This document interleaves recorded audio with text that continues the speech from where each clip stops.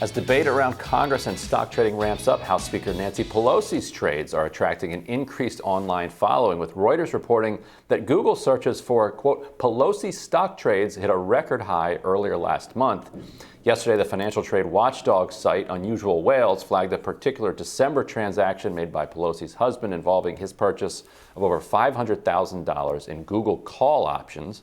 The purchase, coincidentally, was made just weeks before Google's parent company announced a 20-for-1 stock split.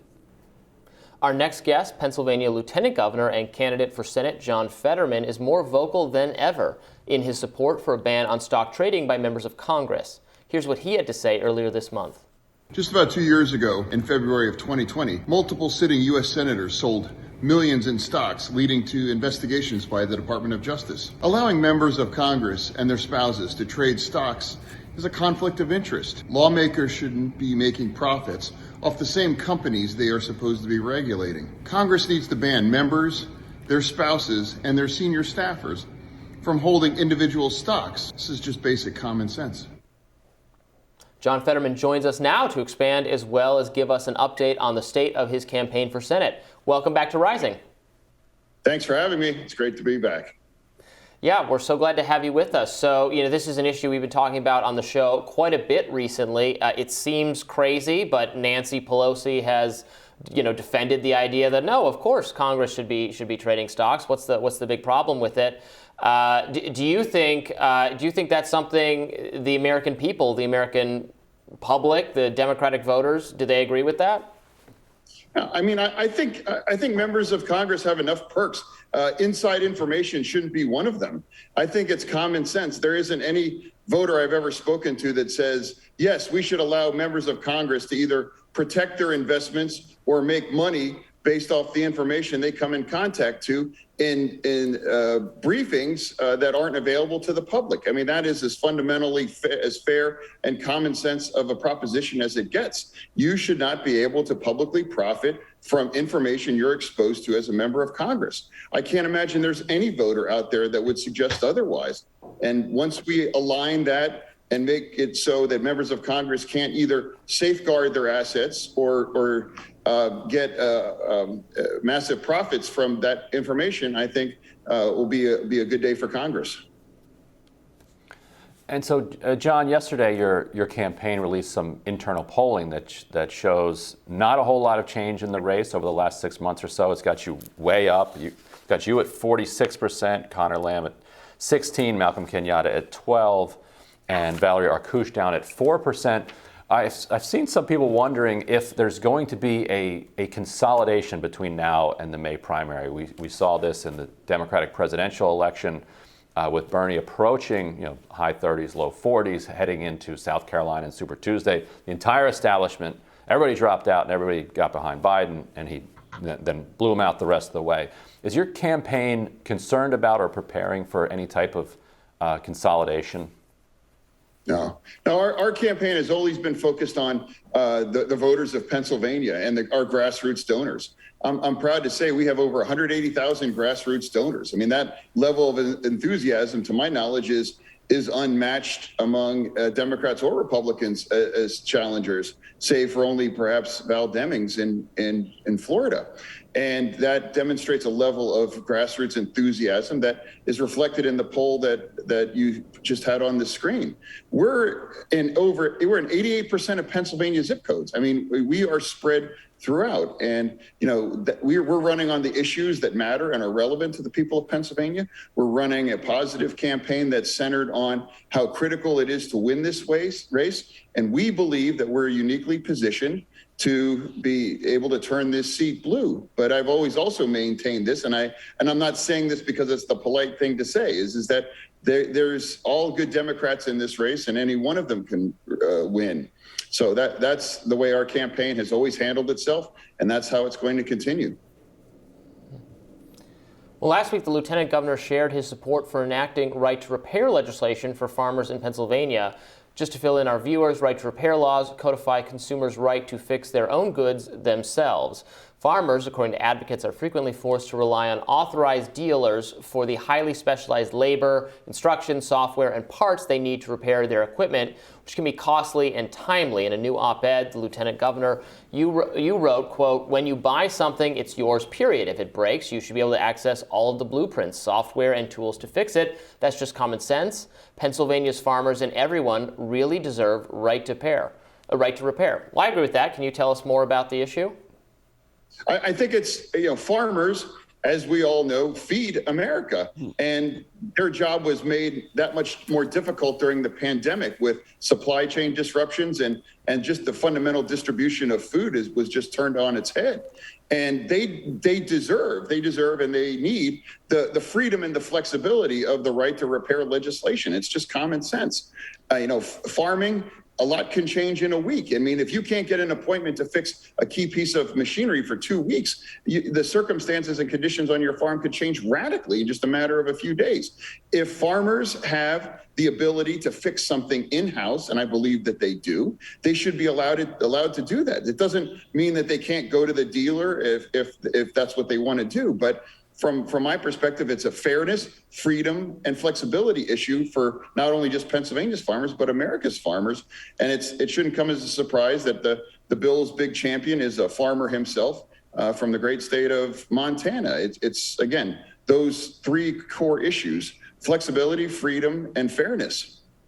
John, you know who else feeds America is McDonald's. And I'm curious if in this right to repair legislation, if there is the right for McDonald's franchise owners to repair their ice cream machines. That's been one of the big topics, is that they don't have the right to repair their own ice cream machines, that there's like this big scandal going on where the company that sells them the machine then also is the one that has to come out to repair the machine. And so that leaves like half of the ice cream at any given one time, half the ice cream machines in America are down. I'm curious if that also includes franchise owners and not just farmers. Well, I haven't studied the McDonald's ice cream issue to issue an intelligent view on that. And I respectfully, I think the circumstances are a little different. It's like farmers have to react in real-time conditions to changing weather, whether it could be a storm or other issues where they may need their harvester to take something down before they would have otherwise wanted to because of an impending storm. And just that freedom and flexibility and fairness to do that, I think is critical. And with respects to farmers, I think that's what they deserve. And it doesn't in any way, in my mind, diminish the companies that would have fixed it otherwise. It expands the rights and flexibility for our farmers who, as you know, are critical to America's infrastructure backbone, and they feed us all. Yeah, absolutely. And back in 2020, you were warning Democrats that Biden's pledge to ban fracking on federal lands, I forget exactly what his promise was going to be devastating politically to Democrats in Pennsylvania. Biden hasn't really done that. He's issued as many permits or more than the previous administration, but the image is probably there that there's a war that Democrats are waging on fracking. I wish it were true. I don't think it is.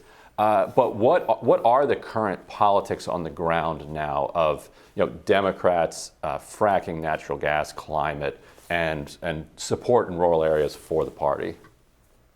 Yeah, I want to clarify what I said is that there were positions out there that we were going to essentially ban all fracking anywhere, not just on federal land, but on public lands, and that's what a view that was espoused by some candidates, and that's what I said because one, it's just not realistic. I've said this: Democrats need to be honest about our energy portfolio and our energy security and how critical it, and also the affordability of the energy. As mayor of Braddock out here, we developed programming to help people's gas get turned back on to heat their homes during winter because they weren't able to afford to heat it. So we as Democrats need to be mindful of that. The transition needs to be fast, fair, and rely on our underlying energy security needs as well too. And we also have to honor the workers and the communities that rely on these industries. And I think my views have been consistent on this. And I'm also proud to say that